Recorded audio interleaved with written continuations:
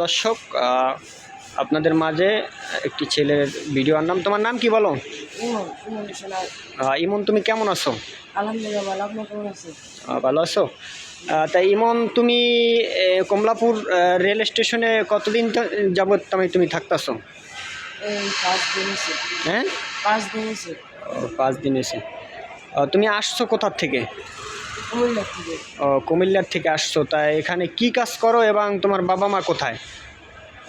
এখানেও বোঝা থাকেনি। আর বাপ মারা গেছে, মা একটা বিয়ে করছে, বাপ দেখতে পারে না, এই কারণে এখানে আই করছে। তোমার মা অন্য জায়গায় বিবাহ করছে, তোমার বাপ মারা গেছে। তোমার বাপ কি হইয়া মারা গেছে এটা একটু বলো দর্শকের। ক্যান্সারে আক্রান্ত হইয়া মারা গেছে। ওর বাবা ক্যান্সারে আক্রান্ত হইয়া মারা গেছে। দর্শক, তুমি পড়ালেখা কি পর্যন্ত করছো? পড়ালেখা কি পর্যন্ত করছে? 2 পর্যন্ত পড়ছো। এখন তোমার আর ভাই বোন নাই নাকি? আছে, হেরা দেখে না। হেরাও তোমারে দেখে না? তোমাকে যদি কোনো আমার এই ভিডিওর দর্শক তোমাকে যদি কেউ সহযোগিতা করতে চায়, তোমার কেমন লাগবে? হ্যাঁ, ভালো লাগবে। তাই দর্শকের উদ্দেশ্যে এটুকুই আমার বলা যে যারা ভিডিওটা দেখবেন কমলাপুর রেলওয়ে এবং সদরঘাটের মতো জায়গায় বা কমলাপুরে অনেক ছেলেপেলে আছে, তারা প্রাথমিক শিক্ষা অর্জন করতে পারে না। যারা ভিডিওটা দেখছেন, কিছু ছেলেকে আর্থিক সহযোগিতা বা প্রাথমিক শিক্ষা গ্রহণ করার সুযোগ করে দেবেন, ঠিক আছে?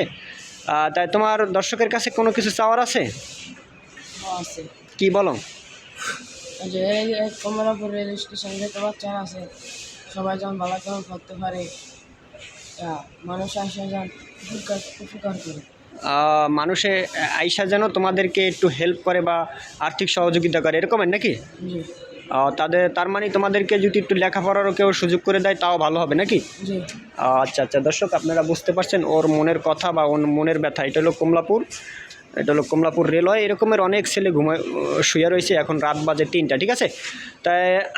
তাই তুমি দর্শকের তোমাদের খেয়াল রাখার জন্য একটু বলে দিও, ঠিক আছে? দর্শক, আপনাদেরকে খেয়াল রাখার জন্য বলে দিচ্ছে। সকলে ভালো থাকবেন। আসসালামু আলাইকুম।